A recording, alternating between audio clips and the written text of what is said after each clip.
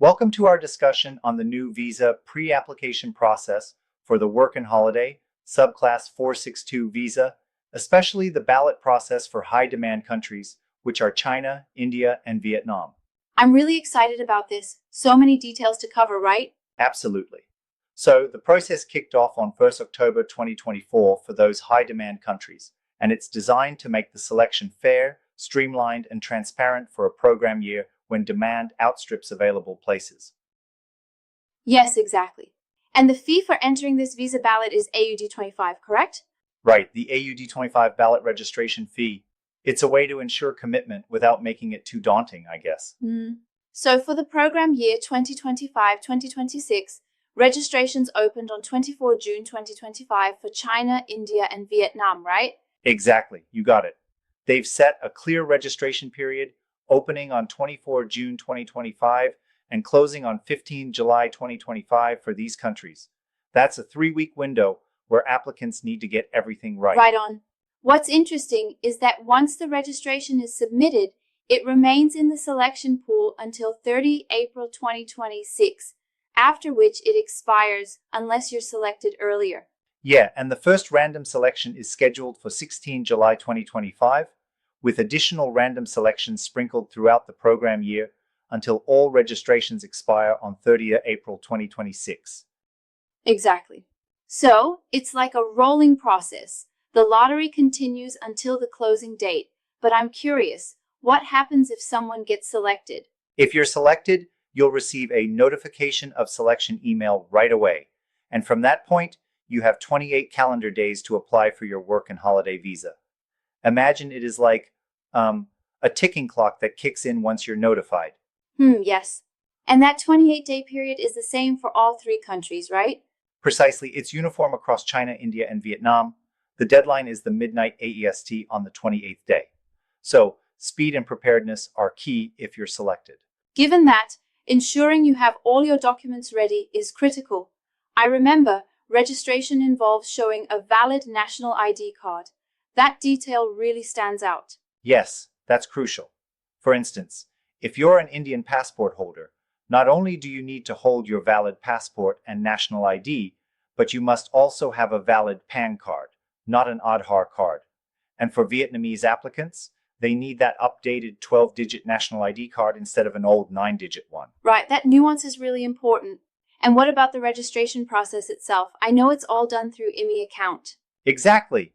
You either log into your existing ImmiAccount or create a new one, then select New Application and choose the Visa Pre-Application Registration Work and Holiday Visa 462 option. Make sure every detail is correct before paying the registration fee. Yeah, and don't forget to verify your email address. Right, the email verification steps are non-negotiable. My question is, what's the impact if someone forgets to provide the national ID details accurately? Oh, that's a biggie. If your national ID card details are incorrect or missing, you may not even be able to register for the ballot in the first place.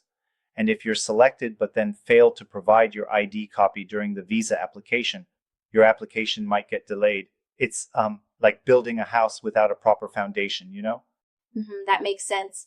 Isn't it a bit strict to not allow any variations between your registration and visa application details?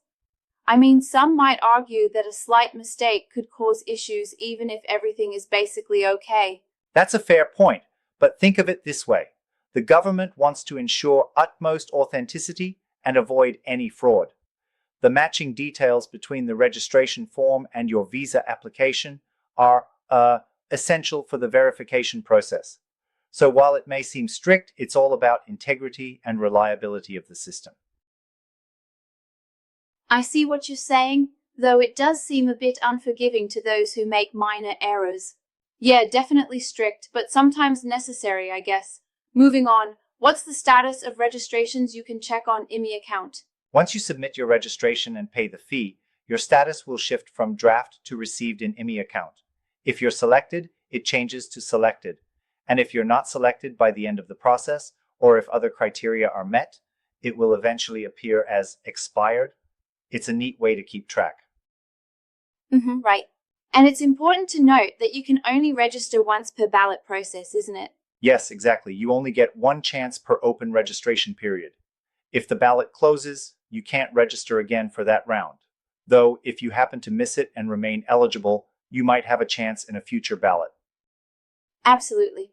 Let's talk a bit about multi-factor authentication. That's been integrated into ImmiAccount, hasn't it? Right you are. Multi-factor authentication, or MFA, has been made live, which is now a requirement for every login, account creation, or any account changes. This step-by-step process adds an extra layer of security to your application process. Got it. That extra step is definitely necessary these days. All of this seems perfectly designed to cater to high-demand situations. But what about second or third-time applicants? Do they go through this ballot process? Nope. The ballot process is exclusively for first work and holiday visa applicants from these countries. If you've already been granted a work and holiday visa for China or Vietnam, for example, you can apply for further visas directly online via ImmiAccount without going through this ballot. I see. That clarifies a lot. And it's interesting because working holiday, Subclass 417, visas aren't affected by this ballot process at all, since their places aren't capped, correct? Yes, exactly. The Subclass 417 visa remains unaffected as those places are not capped, meaning this entire ballot process is solely a measure for managing the high demand of Subclass 462 visas. Yeah, that narrow focus makes it easier to manage the overflow. Let's delve a little deeper into the registration period specifics. Registrations are open for a limited time, and after you submit, you have to be very ready, right? Yes, once you've submitted a draft, or rather once you've moved from draft to a fully submitted registration, it's essentially locked in for that country's ballot. And if you make a mistake, you only have the chance to edit it when the status is still received. Once it's selected, or if the ballot closes, no more changes. It's like clockwork Absolutely. precision.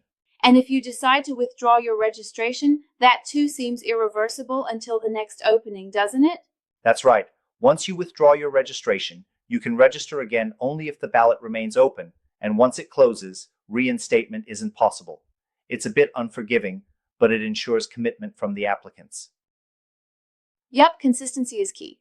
Considering the outline process, it really gives a clear pathway for eligibility checks, document verification, and fair selection through random allocation. Spot on. It really demonstrates how the Australian government is handling high-demand visa applications with an automated, transparent system. It's like a random draw in a raffle, but with carefully set boundaries and timing. Exactly. And while the process is robust, I still feel a touch of concern about how minor verification errors could potentially bar someone from their travel dreams. That's a valid critique. It does require applicants to be extremely diligent, but perhaps that's what it takes to maintain the integrity of the system in such a high-stakes process. Yeah, maintaining strict standards might be harsh, but it's effective. Before we wrap up, any final thoughts on how this might affect future visa applications for eligible countries? Well, it sets a precedent. The ballot system not only helps manage overwhelming demand, but also makes the process more equitable. With all stakeholders needing to adhere to tight documentation and registration windows, it pushes everyone, applicants and the system alike, to operate at peak efficiency. Indeed, it's a new era for visa applications. Thanks for breaking that down. I think this discussion really highlights the fine balance between fairness, efficiency, and strict protocol in immigration processes. Absolutely, and with these processes in place, hopefully more applicants from these high-demand countries get a fair shot at experiencing Australia's unique opportunities. Yeah, that's the hope. I'm looking forward to seeing how this plays out in the upcoming program years. Me too. And for anyone planning to apply, remember, double-check your details, keep those documents handy, and respect the timelines. Right, exactly.